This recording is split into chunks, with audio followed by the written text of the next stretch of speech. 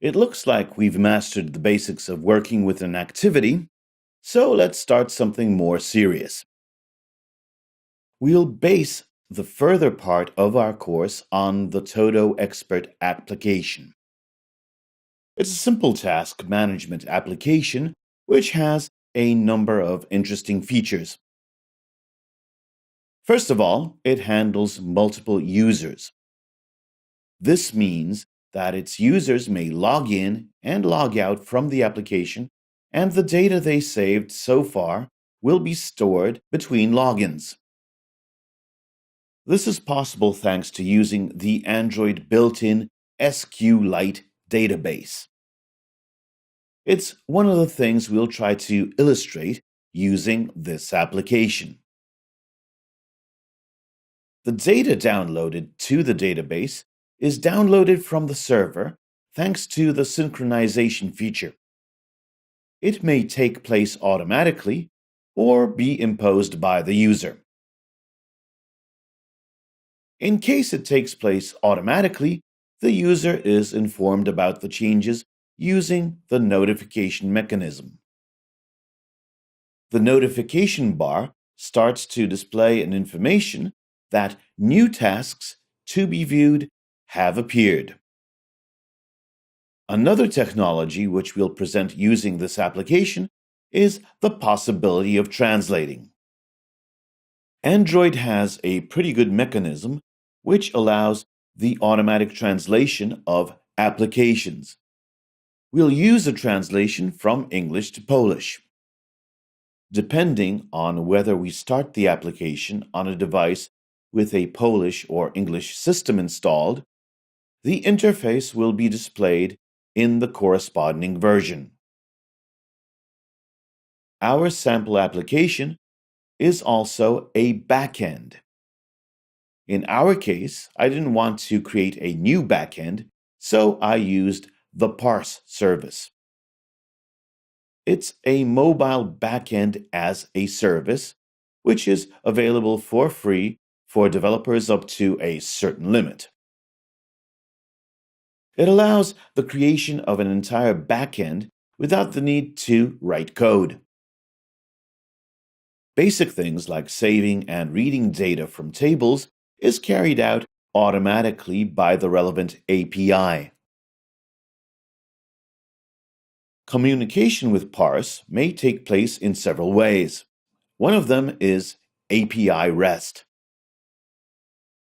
The API shared by Parse is a perfect example of how such an API should be implemented and shared.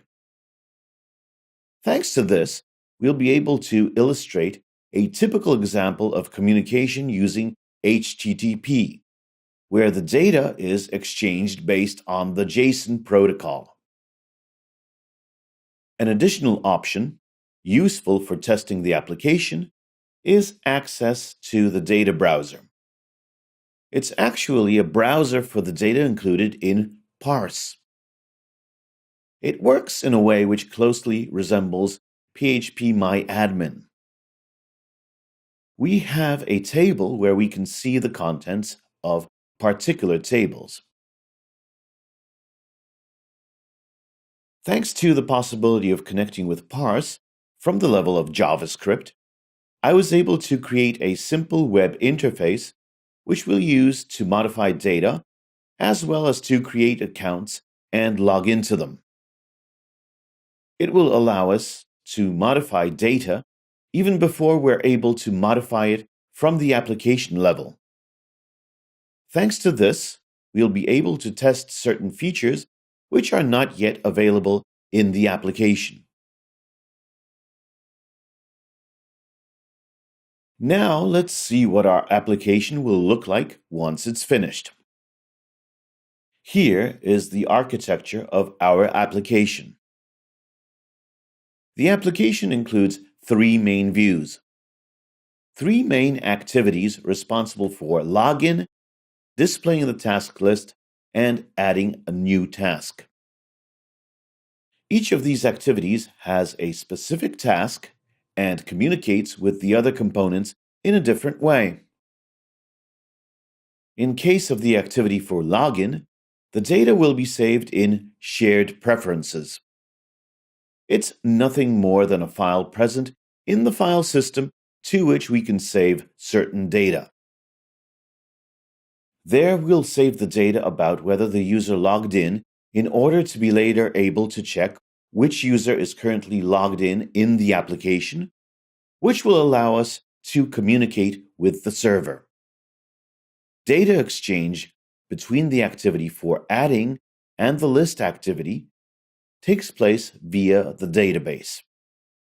The data we want to display on the list will be downloaded from the database, and the moment a task is created, it'll be sent to the database. Because of this, both activities communicate with the database. A modification of the database from the server level takes place with the use of services. These services act in the background. Their task is to download data from the server and modify the database so that it always reflects the current version present on the server. The moment our service notices that new data has appeared, it informs our activity by sending the relevant broadcast. The activity will receive a broadcast using a broadcast receiver. This mechanism is pretty often encountered in Android, which is why we'll demonstrate it on the basis of our communication when refreshing data. The user interface itself looks very simple. We have three main activities. The first one has a place for entering the data needed to log in and the login button. The second one is just a task list with the possibility of selecting the completed tasks and an appropriate set of options in the action bar. The third activity includes places for entering the data of the third task and the option of adding it.